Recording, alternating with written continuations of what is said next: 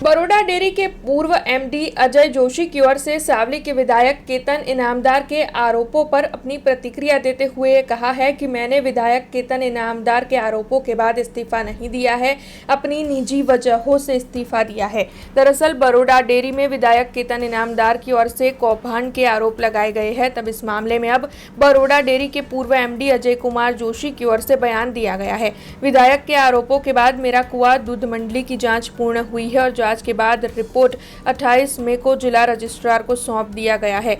मेरा कुआ दूध मंडली में कौभांड हुआ है, इसकी कबूलात मंडली के मंत्री ने की है, ऐसा उनका कहना है।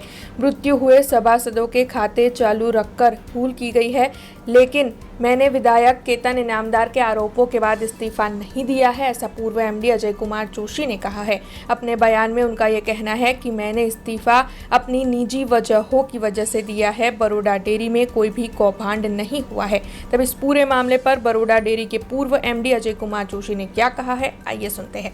नहीं, जो पहलो प्रश्न तो જે તપાસનો વિષય છે એ તપાસ માટે સંઘના બે અધિકારીઓની ટીમ આપણે મોકલેલી હતી અને એ લોકોએ તપાસ કરી અને એનો રિપોર્ટ જિલ્લા રજિસ્ટ્રારશ્રીને આપણે 28 તારીખે મોકલી આપ્યો છે અને એની નકલ ધારાસભ્યશ્રીને પણ મોકલેલી છે।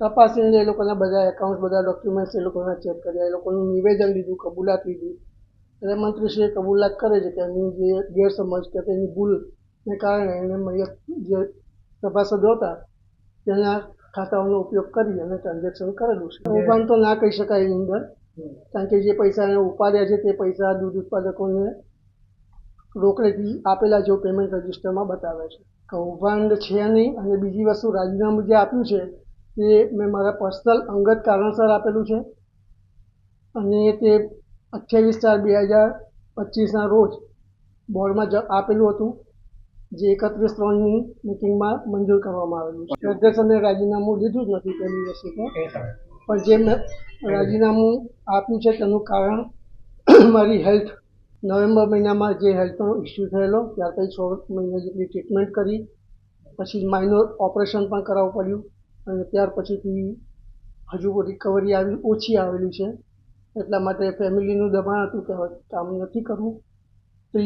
3 એપ્રિલના રોજ મને માઇનર સર્જરી કરાવેલી હતી। તપાસ રિપોર્ટ બની ગયો છે, અત્યારે ફક્ત મેરા કુવાનો બનાવીને આપણે રિપોર્ટ આપેલો છે અને અમારા ફિલ્ડ દ્વારા બાકીની બધી મંડળીઓ પર સર્વે કરેલો છે કે આ રીતે જે મેરા કુવામાં બન્યો તેવો બનાવ બીજી કોઈ પણ મંડળી પર નથી। આક્ષેપ સાચા છે કે ખોટા, મેં આગળ પણ એવું કીધું કે આક્ષેપ સાચા છે કે ખોટા એ નક્કી કરવાવાળો હું નથી, એ જિલ્લા રજિસ્ટ્રાર અને સરકાર છે એ લોકો નક્કી કરશે અને જે કसूरवार હશે તેની પર સજા કરવામાં જરૂરથી આવશે। हमसे जुड़े रहने के लिए हमारे YouTube चैनल को सब्सक्राइब करें और नई वीडियो की नोटिफिकेशन के लिए बेल आइकॉन को दबाएं।